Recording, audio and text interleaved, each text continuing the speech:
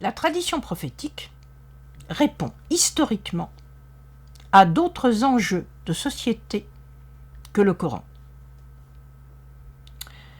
Cette formulation, je comprends qu'elle puisse étonner, qu'elle puisse même choquer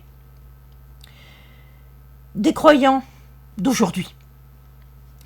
Mais je me place d'un point de vue historique.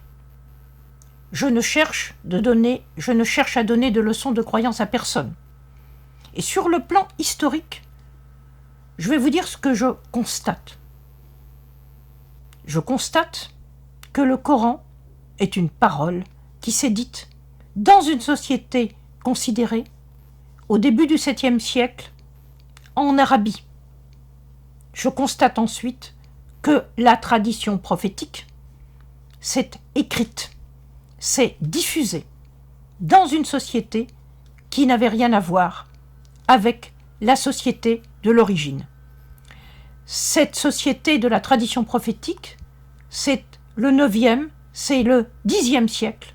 On n'est plus en Arabie, on est à la fois dans la grande société impériale abbasside, que ce soit dans l'Irak, de la capitale Bagdad, ou que ce soit dans les terres iraniennes où se trouvent la plupart des grands compilateurs de la tradition dite prophétique. La société du 9e et du 10e siècle n'a plus rien à voir sur le plan des enjeux de société avec la société du Coran. Donc ce que vous dit un historien, c'est que dans la tradition prophétique, on a ce qu'on pourrait appeler une lecture du Coran, qui est celle de la société d'après, et qui répond de façon logique, de façon attendue. Ça n'est pas une falsification du passé, c'est une actualisation du passé.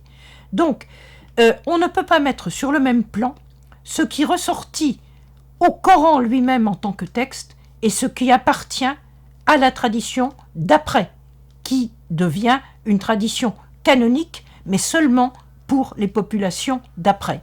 Et cela nous donne une leçon pour aujourd'hui. Cela nous dit que la société des 9e et du 10e siècle a procédé à une lecture qui était une actualisation du passé, et non pas une imitation aveugle du passé.